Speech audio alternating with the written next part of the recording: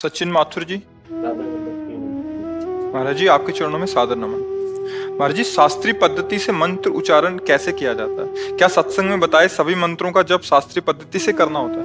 मंत्र वही जो गुरु देता है, ध्यान रखना। पढ़ के और जपना वो एक अलग चीज होती है, लेकिन जो गुरु परंपरा से सिद्ध होता चला रहा है, वो जब कान में मंत्र जाता है तो गुरु खुद पद्धति बताते हैं, ऐसे जपना।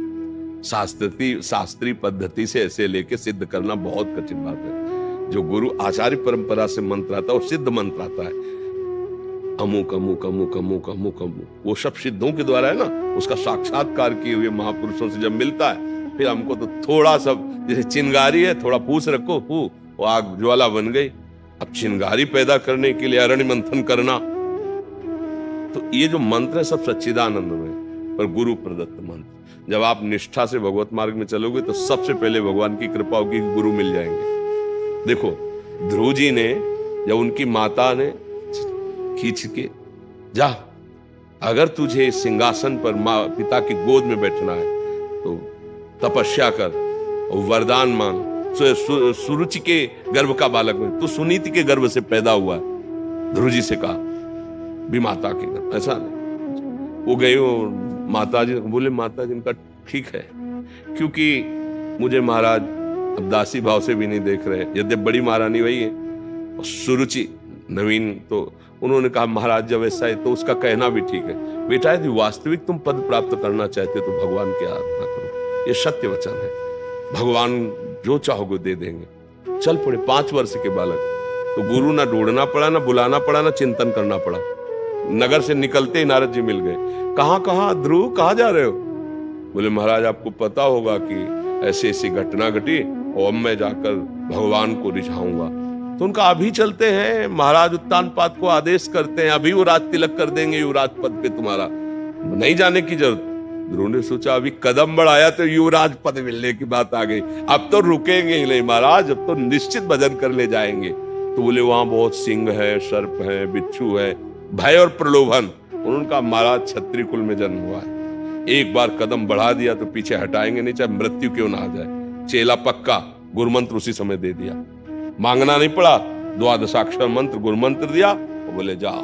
6 महीने में भगवत साक्षात्कार कर लिया, क्योंकि सिद्ध मंत्र गुरु प्रदत्त है ना, बहुत जल्दी। तो मुझे लगता है गुरु का वर्ण करके उनके द्वारा दिए हुए मंत्र से फिर हमारा काम बहुत जल्दी बन जाए। मंत्र मूलम गुरु वाक्यम, गुरु के वचनों से निकला हुआ मंत्र। महाराज जी, आपने सत्संग में कृष्णाय वासुदेवाय वाला मंत्र बताया था, उसको किस विधि से जपा जाए फिर?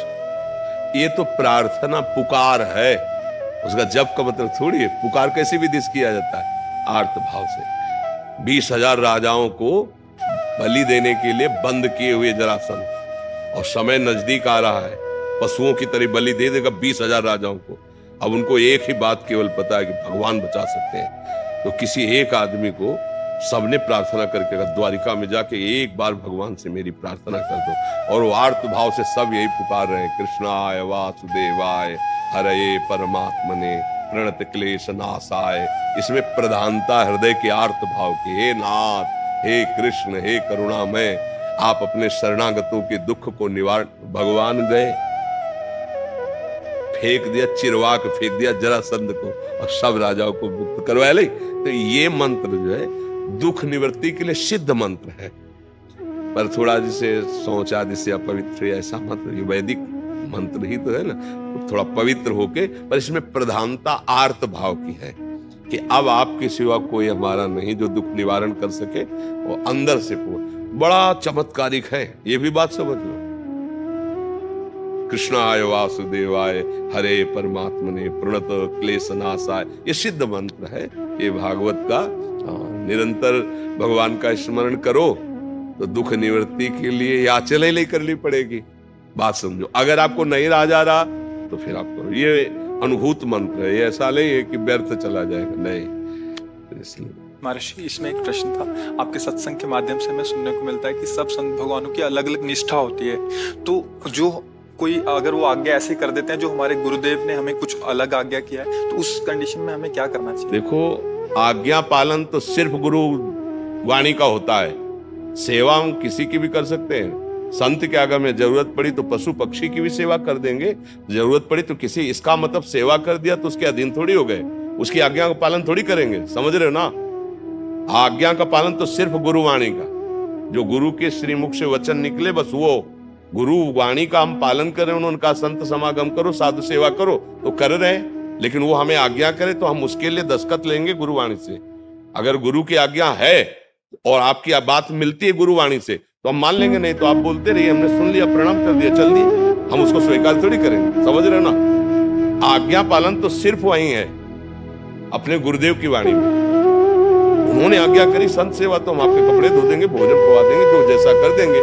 और अगर संत है तो चाहे जिस निष्ठा का हो, तुम्हारे अंदर भाव वही प्रकट होगा जो गुरुवाणी में लिखा है। संत की ही वाणी तुमको वहां प्रकाशित करके वहां पहुंचा देगी जो गुरु कह रहे हैं। आप देख लो, हमने तो देखा है अन्य उपासना वाले महापुरुषों के जब समीप गए, उनके चरणों में पड़े तो हमारे इष्ट की भक्ति बढ़ी है, हमारे गुरु चरणों में प्रेम बढ़ा है। ऐसा नहीं हुआ है कि उनके पास जाने से हमारे गुरु चरणों में प्रेम, हमें और गुरु प्रेम बढ़ा है।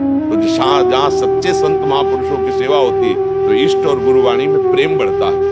इसीलिए तो आज्ञा करिए कि संतों का समागम करो, साधु सेवा करो। तो इसका मतलब नहीं कि अगर हमारी सिद्धांत पद्धति से विरुद्ध कोई आचरण करे तब तो फिर मानना ही नहीं है ना। हमारे केवल आज्ञा है, भूखा है तो भोजन दे दीजिए, जरूरत है तो शरीर सेवा कर दीजिए, वो भी ढूंढ के नहीं करना। जहां हमें गुरु प्रसाद से पहुंचा दिया गया या वो हमारे समीप आ गए तो, नहीं तो हम अपने गुरु के द्वारा दिए हुए नाम मंत्र वाणी और उनके आदेशानुसार चल रहे हैं, हमें किसी की जरूरत नहीं। बात समझ लीजिए, हमारे समीप कोई आ गया है तो अगर भूखा है या वस्त्र है या औषधि है वो हम सेवा कर देते हैं। और अगर आज्ञा कोई ऐसा करता है जो हमारे सिद्धांत के विपरीत है, हम सुनते ही नहीं, ऐसे सिद्धांत से चला जाता है। आज कुछ भक्तों ने आपके श्रीमुख से नाम चला। हम तो वृंदावनवासी, राधा उपासी, राधा राधा रटते, राधा वल्लभ श्री हरिवंश रटते। आपको जो गुरुदेव ने नाम दिया, खूब नाम जप करो। ये बात समझ लीजिए कि सब साधन जितने हैं वो सब प्रभु के ही है, पर मन को जीतने का एकमात्र उपाय नाम जप है। जब तक आप नाम जप नहीं करेंगे तब तक मन की मनमानी बंद नहीं कर पाएंगे। आप गा लो, घंटा 2 घंटा जैसे कीर्तन भी करोगे ना, ये राजी रहेगा मन, पर ये मन बस में नहीं होगा। बस में होगा तब। अब देखो इसकी चाल, हलचल मचा देगा। थोड़ा शांत होइए, आंख खोल के या आंख बंद करके मंत्र में या नाम में लगिए, अंदर ही अंदर सुमिरन में आइए। और जहां सुमिरन में आएंगे तो देखना इसकी मार पड़नी शुरू हो जाएगी मन में, मन जलन पैदा कर देगा, भागने लगे, अब फंसा है। और जितना आप अंदर अंदर जप करेंगे उतना ही ये मन निर्मल होता जाएगा, आपके अधीन होता जाएगा। जब मन को परेशानी होती है तो हम लोग मन में तदात्म किए, इसलिए लगता है कि बस नाम जप मत करो और चाहे जो कर लो, ढोलक बज रही, हारमोनियम बज रही, तबला बज रहा, नाच रहे, गा रहे, इसमें मन राजी हो जाएगा। लेकिन शांत बैठकर एकांत में गुरु चरणों को प्रणाम करके और फिर नाम में डूबना, ये बड़ा कठिन काम है। आप देख लो अंदर से, और यही मन को बहुत जल्दी निर्मल करता है। ऐसा नहीं, भगवत नाम कीर्तन, वाणी कीर्तन, ये सब बहुत मंगलमय है, लेकिन मन को अधीन करने के लिए एकमात्र उपाय है ना, अंदर ही अंदर सुमिरन करना। अंदर ही अंदर जो नाम मिला है, जो मंत्र मिला है, वो अंदर अंदर सुमिरन करो। सुमिरन से अंदर सब ठीक हो जाएगा। बढ़िया अंदर मन प्रसन्न है ना, तो बाहर से चाहे जितनी विपत्ति हो आप आनंदित। वो अंदर से मन कलुषित है तो बाहर चाहे जितनी सुख सामग्री हो आपको सुख अनुभव में नहीं आएगा। खूब सुमिरन करो, नाम सुमिरन करो जो गुरुदेव ने दिया है। हम तो वृंदावनवासी, हम तो राधा राधा राधा राधा रटते, राधा वल्लभ श्री हरिवंश रटते। आप लोग देखें।